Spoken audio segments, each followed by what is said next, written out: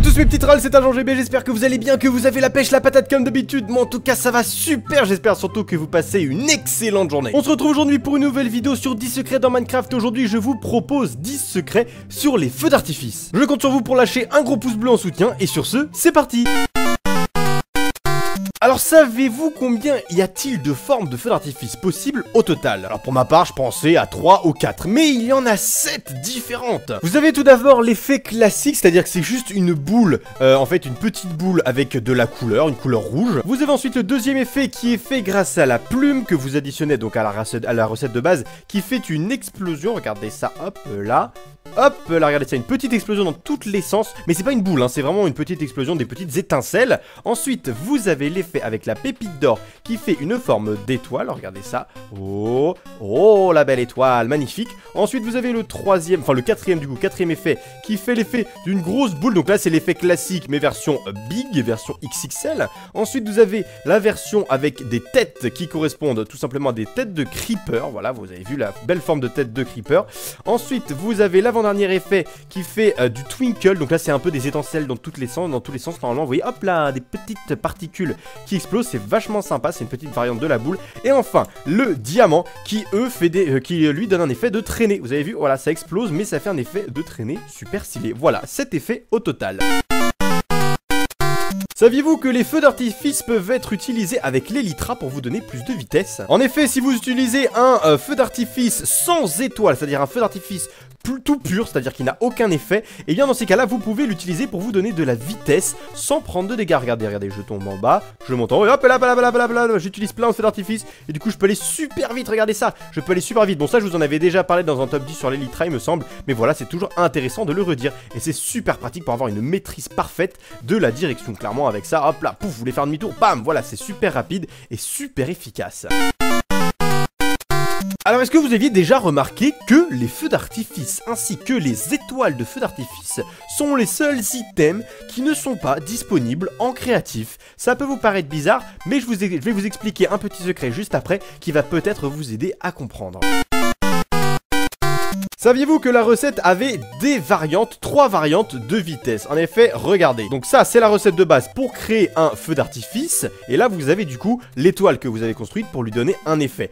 Et la durée dépend des poudres à canon. Saviez-vous que vous pouviez aller jusqu'à 3 poudres à canon? Ah bah Jean GB, ça je le savais déjà, hein, tout le monde est déjà au courant. Eh bah très bien, est-ce que tu savais précisément quels sont les blocs, la hauteur de blocs qui correspondent à chaque poudre à canon? La première correspond à une hauteur entre 12 et 22 blocs. La deuxième entre 23 et 39 blocs de haut. Et enfin, la troisième entre 40 et 60 blocs de haut. C'est très pratique à savoir si vous voulez faire un spectacle avec plusieurs durées d'explosion. Dans la version PC, lorsque vous craftez un feu d'artifice, vous en récoltez 3. Mais saviez-vous que dans la version console, eh bien nos amis, nos chers confrères de la version console ne sont pas aussi chanceux que nous, car eux, ils n'en récupèrent qu'un seul. Et oui, c'est la tristitude. Alors maintenant, revenons au fait qu'il n'est pas présent dans l'inventaire de créatif.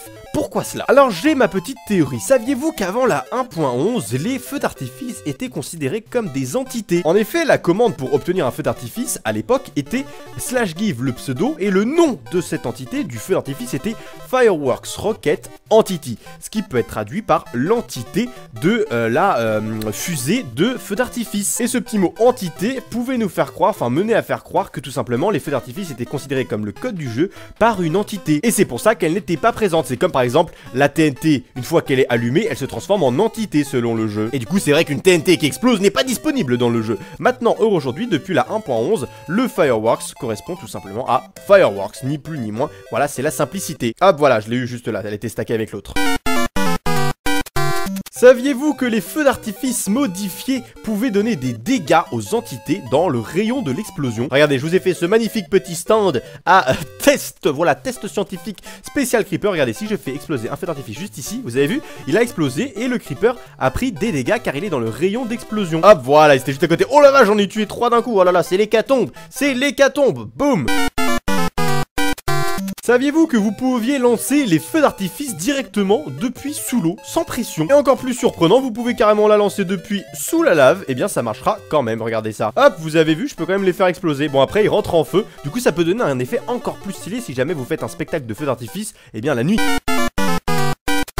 Saviez-vous que vous pouviez additionner les effets sur un seul feu d'artifice? Regardez par exemple, j'ai créé ici 3 charges bleu, blanc, rouge. Regardez, là j'ai un feu d'artifice classique, j'en additionne une, j'obtiens cela. J'en additionne une deuxième, j'obtiens un feu d'artifice encore plus modifié. Et enfin la troisième, et voilà, j'ai les 3 effets. Et le mieux c'est que du coup je peux les faire exploser, ça explosera en même temps, regardez ça. Oui, bleu, blanc, rouge, couleur de la France, c'est magnifique pour le 14 juillet. Hop, voilà, la nuit c'est encore plus stylé, regardez ça, voilà, bleu, blanc, rouge, c'est la France.